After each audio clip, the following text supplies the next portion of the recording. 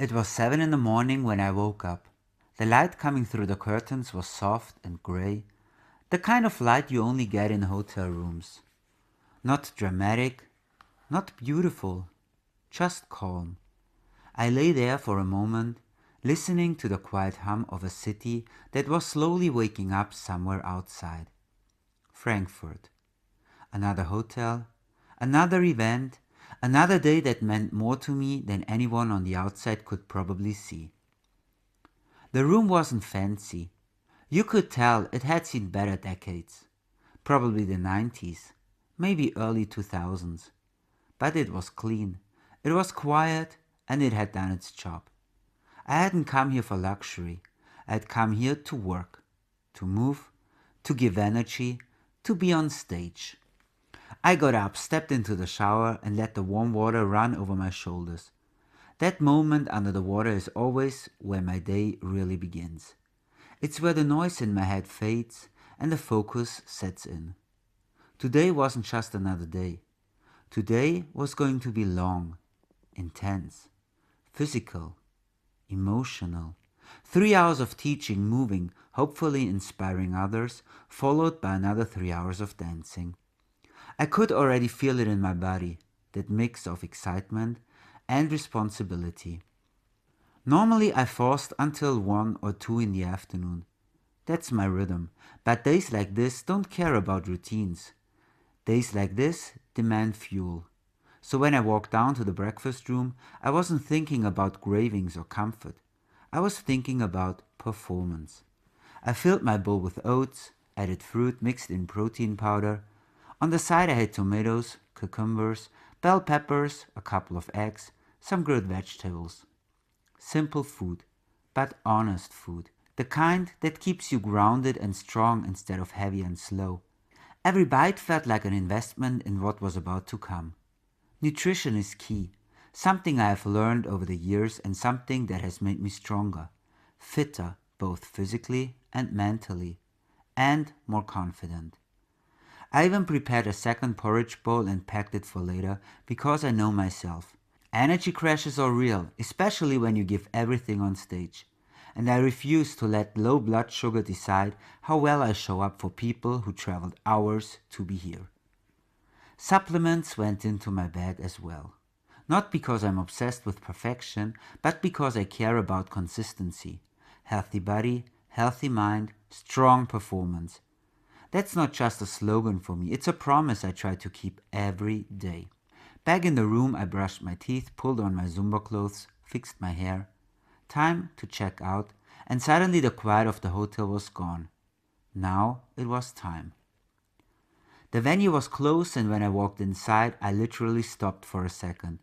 The space was stunning. Bright, open, modern. A huge stage, warm wooden floors that felt perfect under your feet. Elegant lights hanging from the ceiling like modern chandeliers. Everything clean, everything ready.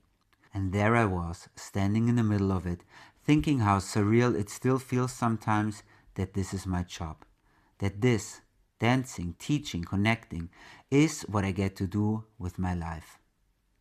The technician started the music for a sound check and the room instantly changed.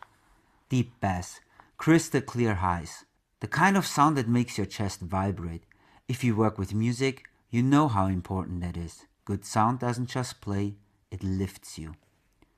Then came the beautiful chaos before the magic. Papers everywhere, schedules, notes, bottles, bags, my husband and my friends moving around, helping me organize everything. And in moments like that, I always feel so deeply grateful. To work with people I love.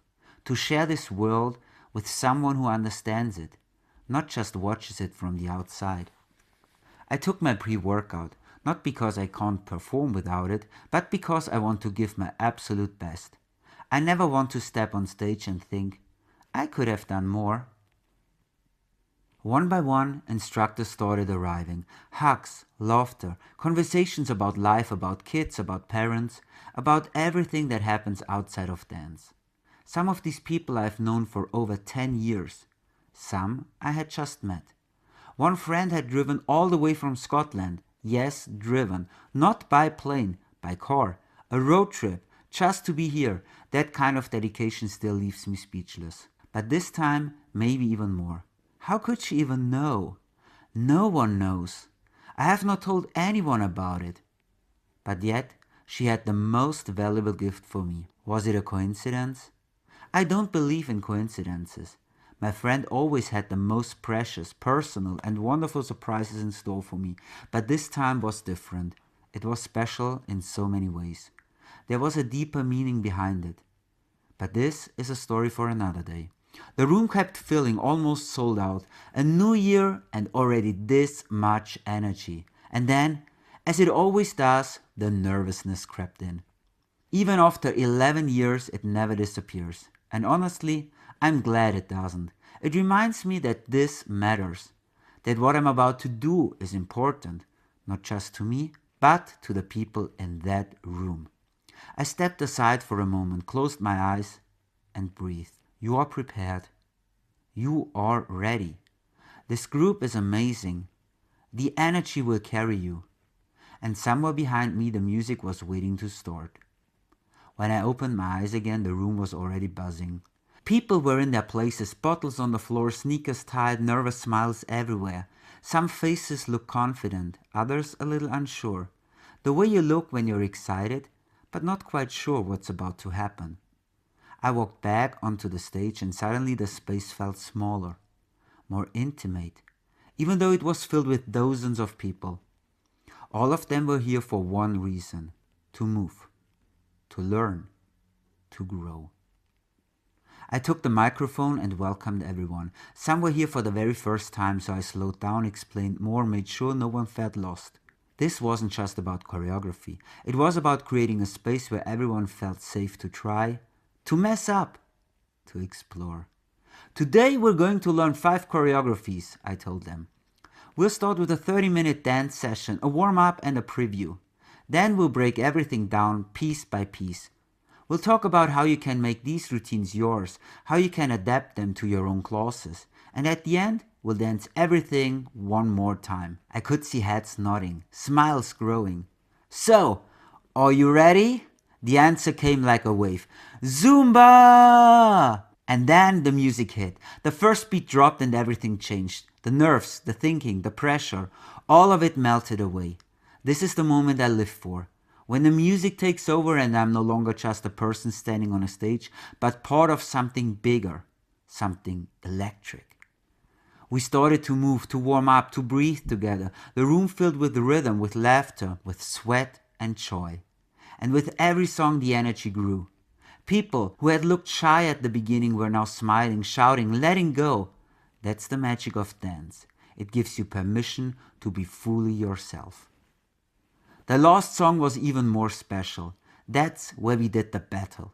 I split the group into 2 halves, facing each other, and suddenly the room felt like an arena. One side danced, the other cheered. Then they switched, laughter, shouting, applause, the kind of sound that makes your skin tingle. Standing on that stage, watching them go all in, I thought, yes, they love it. And that feeling, that moment when you know you've connected, is worth everything. Then it was time for the breakdown. We slowed things down, looked at every song in detail. We talked about musicality, about intention, about how a move can feel completely different depending on how you teach it. We didn't just repeat steps. We explored them. 3 hours passed faster than I could believe. When we finally reached the end, everyone was sweaty, tired and glowing. That kind of tired you only get when you've given something your whole heart. And still, they weren't done. Phones came out, cameras were set up, Instagram videos were filmed. Even after 3 intense hours, people still had the energy to smile, to pose, to dance a little more. That kind of passion is contagious. And then the next wave arrived. The Zumba party. 3 more hours of dancing. Open to everyone, instructors, students, anyone who just wanted to move. We had even invited a presenter from Spain.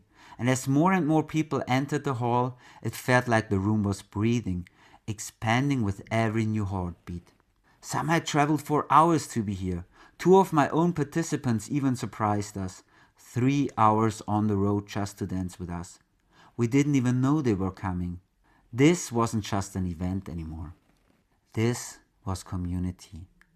Between the training and the party, time suddenly felt strange.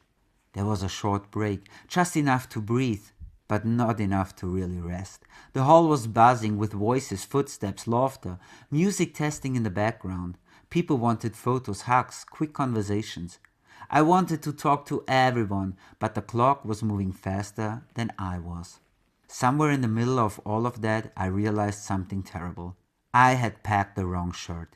I had thought it was a Zumba shirt, something bright and energetic, something that belonged on a dance floor. But no, it was a casino shirt. Completely wrong. Absolutely not what you wear when you're about to step on stage in front of hundreds of dancers. So there I was, laughing at myself, rushing to the Zumba wear shop in the corner, hoping they would have something that worked. And somehow, thankfully, they did. A shirt in my size, in my style. Because yes, I am picky. On stage, what you wear becomes part of who you are. Quick outfit change, deep breath. And then the party began. When I walked back into the hall, it felt like stepping into another world. The room was full now, completely alive. So many people, so many colors, so many smiles. Bright outfits, glitter, neon, sweat, joy. It wasn't just a dance floor anymore, it was a celebration. We were a whole team of presenters, all with different styles, different energies, different ways of moving. And that's what made it so beautiful. You could feel how everyone brought something unique to the space. I always loved that, seeing how many ways there are to express the same music. Between my own dance blocks, I finally had a moment to eat.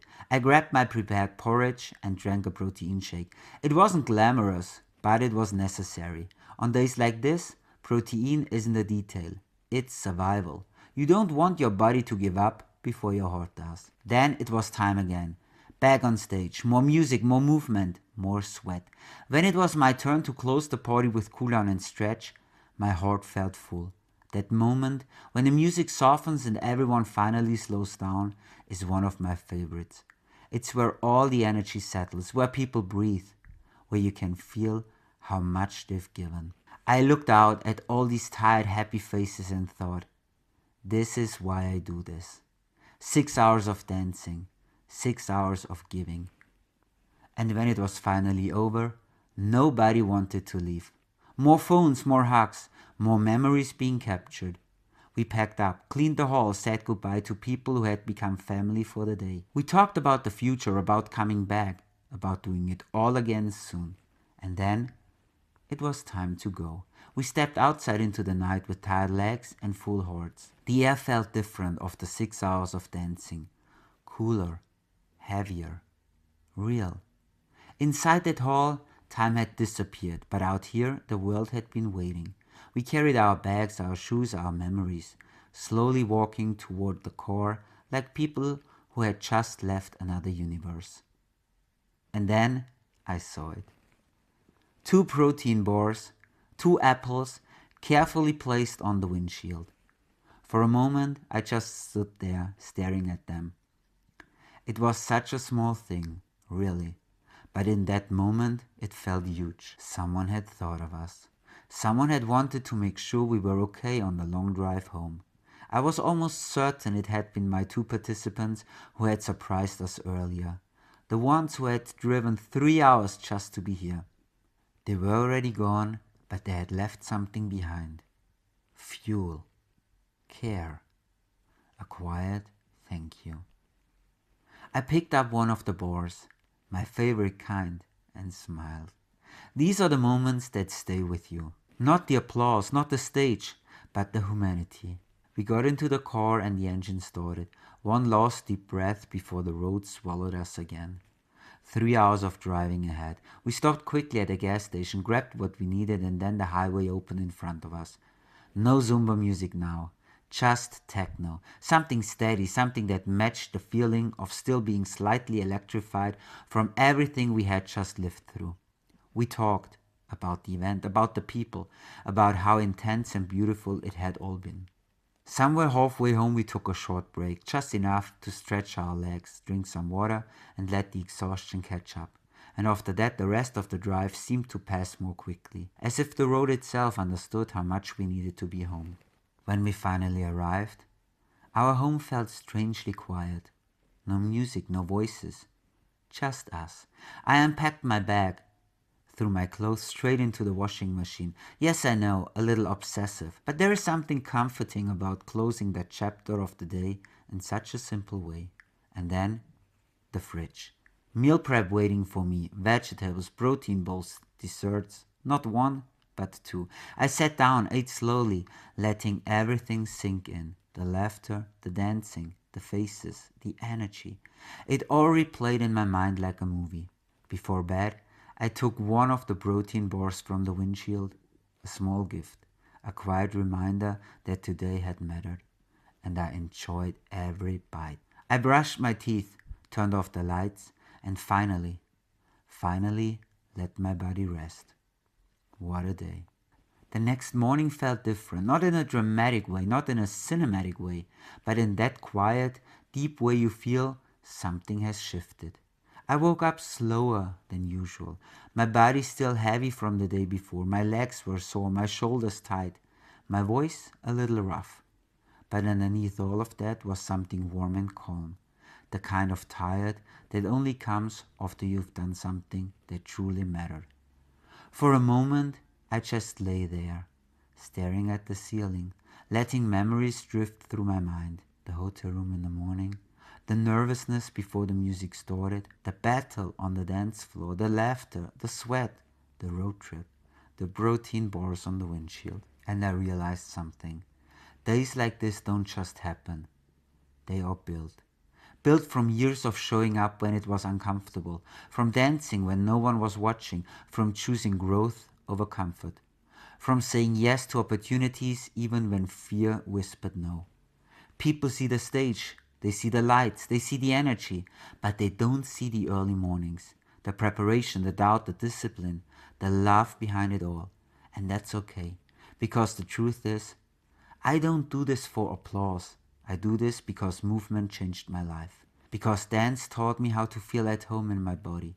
Because teaching others to move is my way of giving that gift back to the world. Later that day, I would sit down and send emails, answer messages, wrap up the event, plan the next one. But in that quiet moment, still in bed, I just allowed myself to feel proud. Not because everything was perfect, but because I showed up fully, honestly, with everything I had. And that, more than anything, is what makes a life feel alive.